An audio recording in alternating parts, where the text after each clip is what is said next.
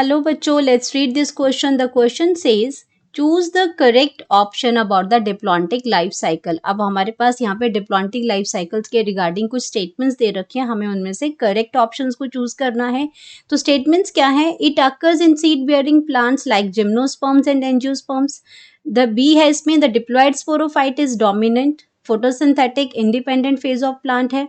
सी है gametophytic phase is represented by the single to few celled haploid gametophyte होता है. And D है all of the above. तो यहाँ पे कौन सी स्टेटमेंट करेक्ट है, या सारी ही स्टेटमेंट जो दे रखी है वो करेक्ट है regarding the diplontic life cycle in plants. तो यहाँ पे बात करेंगे सबसे पहले की कॉन्सेप्ट की.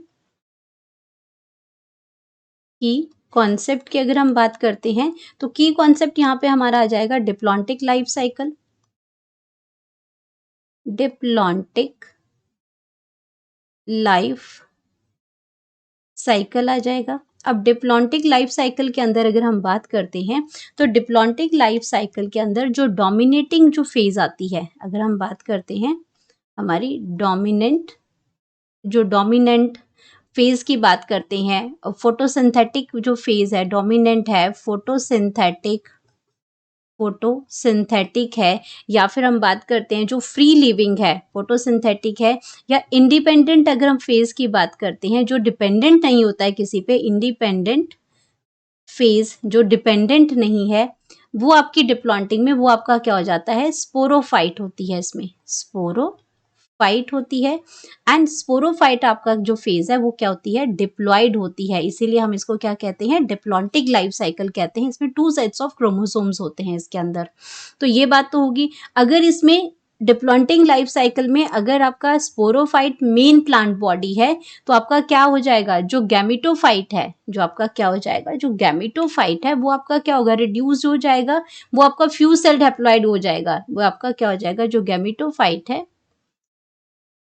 वो गैमेटोफाइट आपका क्या हो जाएगा? रिड्यूस हो जाएगा, नॉन ग्रीन हो जाएगा, क्योंकि डिप्लॉन्टिंग में इंडिपेंडेंट फेज स्पोरोफाइट है, फोटोसिंथेटिक फेज भी वही है. तो गैमेटोफाइट जो होता है वो रिप्रेजेंट करता है सिंगल टू फ्यू सेल्ड. और ये कैसा होता है? ये हैप्लॉइड होता है. ये आपका जो गैमेटोफाइट है वो हैप्लॉइड होता है. आपके हैप्लॉइड स्पोर से ये बनता है. और ये स्पोरोफाइट आपका डिप्लॉइड है क्योंकि ये जाइगोट से ये आपका डेवलप होता है. तो जाइगोट भी आपका क्या है? डिप्लॉइड जाइगोट भी आपका डिप्लॉइड होता है.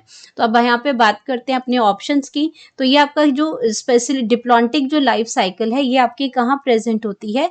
ये आपके जो एग्जाम्पल्स की अगर बात करती हूँ तो ये आपके जिम्नोस्पर्म्स में प्रेजेंट होती है.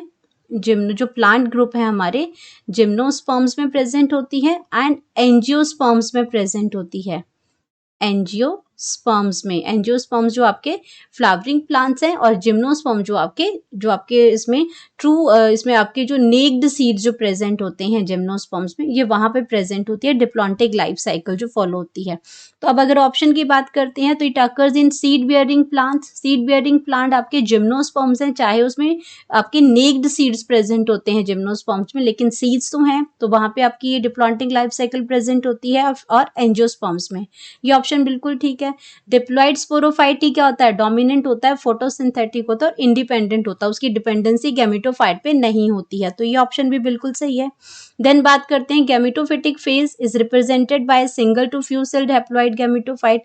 रिड्यूस फॉर्म में होता है ये आपका. तो ये आपका ये ऑप्शन भी ठीक है. And then all of the above, ये आपकी जब तीनों ही स्टेटमेंट ठीक है तो हम यहाँ पे लिख सकते हैं कि हमारा जो करेक्ट ऑप्शन है वो क्या है? D, all of the above. तो यहाँ पे हम बात करेंगे अपनी करेक्ट ऑप्शन की. करेक्ट ऑप्शन की अगर हम बात करते हैं तो करेक्ट ऑप्शन हमारे पास आ जाएगा D, all of the above. यहाँ पे डी क्या आ जाएगा? ऑल ऑफ द अबव आ जाएगा. Hope you understood it well. Best of luck.